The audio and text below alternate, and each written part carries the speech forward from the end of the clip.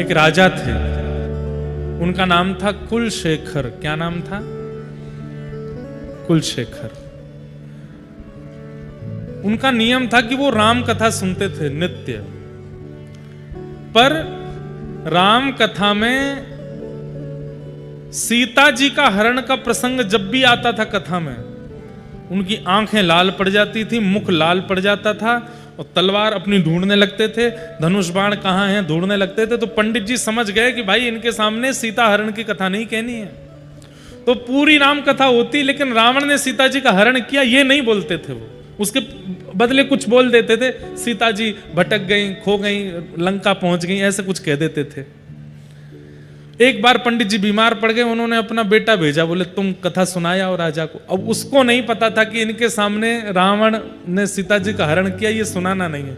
वो तो आंख बंद करके सुनाता चला गया।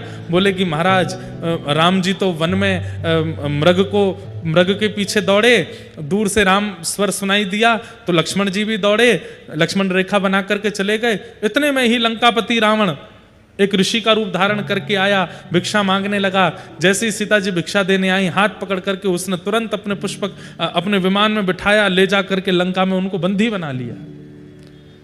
पूरी कथा सुना दी महाराज। राजा के तो आंखें लाल, मुख लाल, हाथ लाल, सब लाल पड़ गए। आज पहली बार उसने सुना था ये प्रसंग कि रावण ने सीता जी का हरण किया।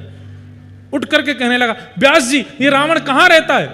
व्यास जी घबरा गए, लंका में। लंका कहां है? दक्षिण भारत में।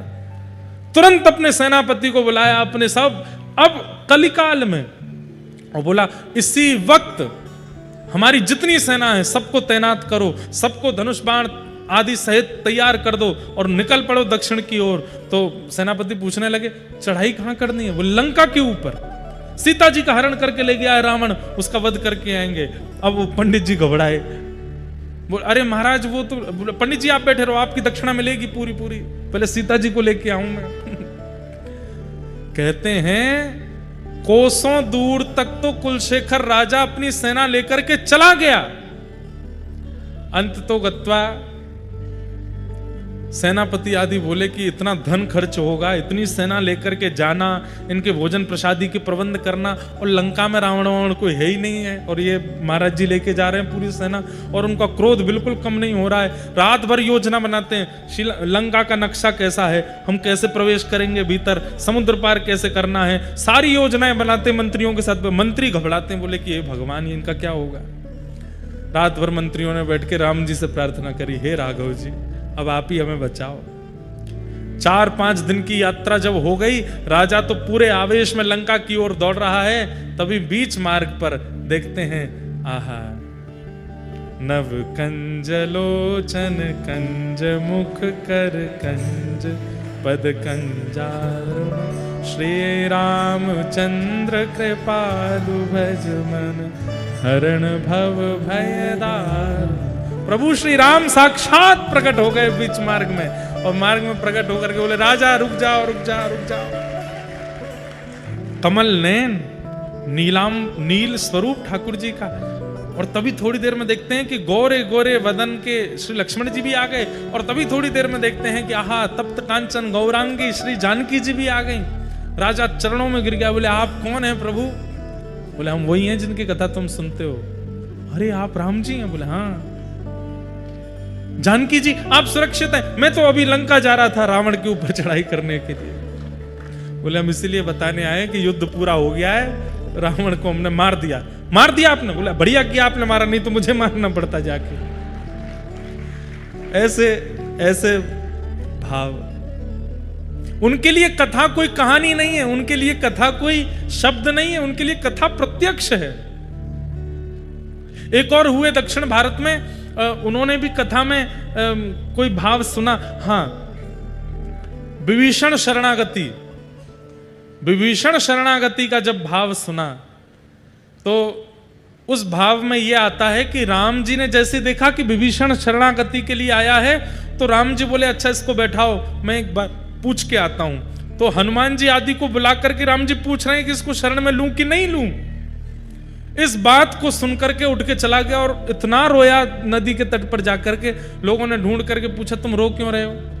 बोले मैं तो ये सोच रहा हूं रावण की लंका नगरी में रहने वाला, राम में जीवन जीने वाला विभीषण, वो शरण में आता है तो राम जी पूछने जाते हैं, हम तो बड़े अभागे हैं, हम अगर शरण में जाएंगे तो राम जी तो जाने कितनी लंबी मीटिंग करेंगे कि इसको लूं कि नहीं लूं। जो इतना विचार करते हैं शरणागतों को शरण में लेने से पहले, उनकी शरणागति हमको कैसे मिलेगी? इस बात से चिंतित होकर के रो रहा था। राम जी तुरंत प्रकट हो गए, तुरंत उसको स्वीकार किया। बोले भैया तो बिल्कुल चिंतित मत हो, आगे की कथा तो सुनो। आगे कथा में जाकर के सुना तो क्या सुना कि सबने मना किया कि विभीषण को स्वीकार मत करो।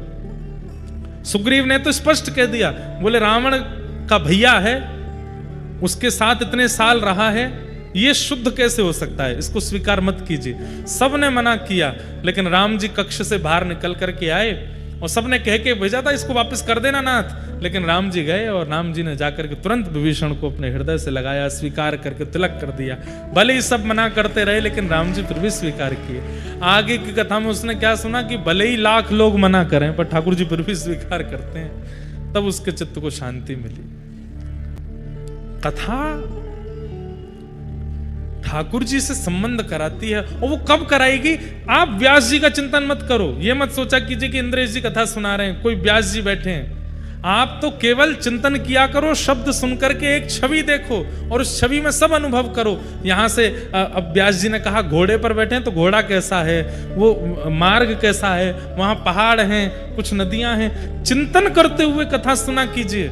चिंतन करते करते करते करते ऐसा होगा कि एक दिन पंडाल नहीं दिखेगा, व्यास जी नहीं दिखेंगे, प्रत्यक्ष ठाकुर जी का ही अनुभव हो जाएगा।